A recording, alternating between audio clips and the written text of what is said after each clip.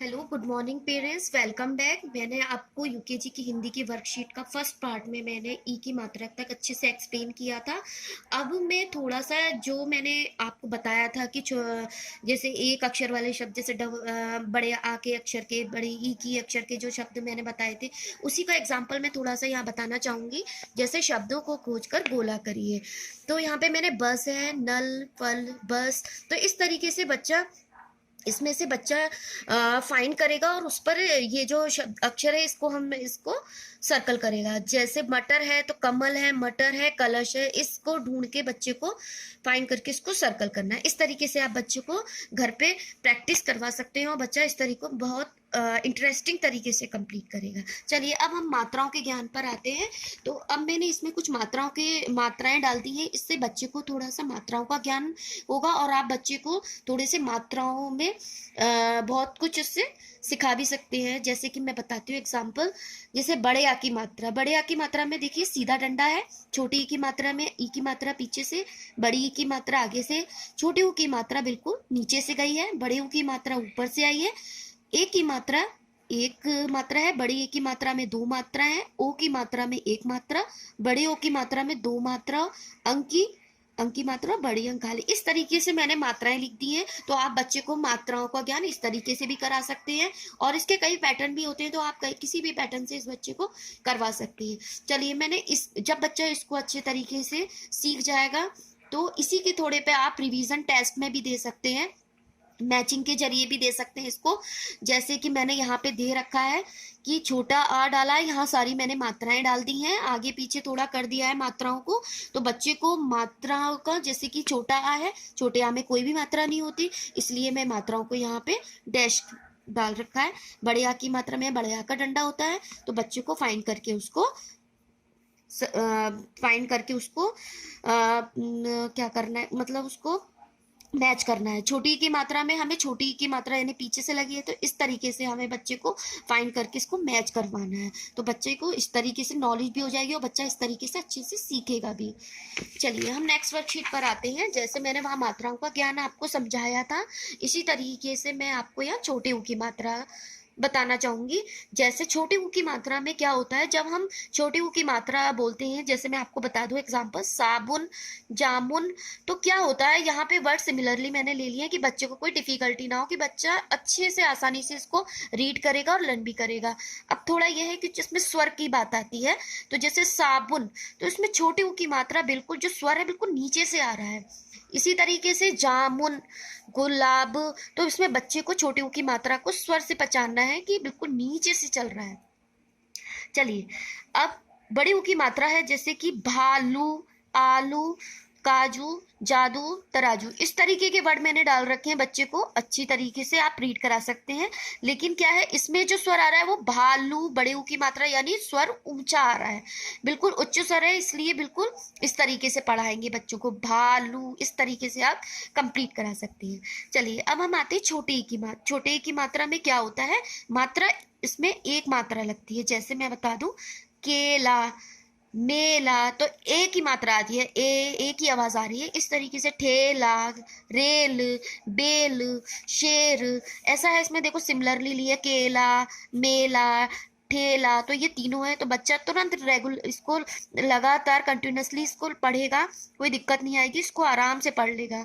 इसी तरीके से जब बच्चा अच्छा पढ़ लेगा तो इसको रीडिंग करना भी आ जाएगा, वो बाकी वर्ड भी बहुत अच्छे से रीड कर सकता है। चलिए अब हम आते हैं बड़ी ए की मात्रा। बड़े ए की मात्रा में क्या होता है, ए यानी ए की आवाज आती है, उसमें दो मात्रा लगती है। जैसे पैर, तैर, सैर, जैसा, कैसा, पैसा। इस तरीके के वर्ड मैंने दिए हैं।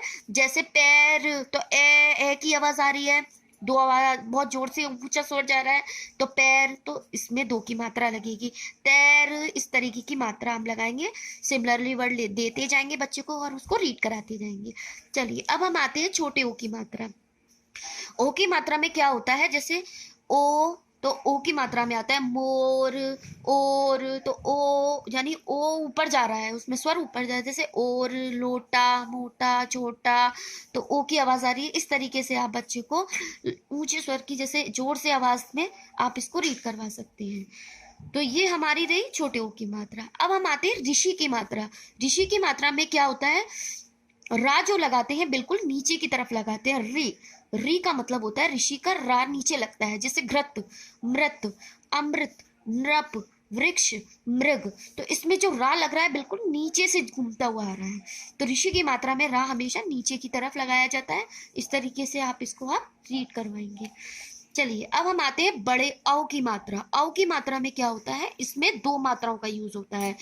औ यानी दो, जैसे चौकी, लौकी, औरत, कौआ, पौधा। तो इस तरीके की दो मात्राओं की आवाज आती है। हमने सिमिलरली वर्ड भी कुछ ले रखे हैं, इस तरीके से आप इसको बच्चे को करवा सकते हैं।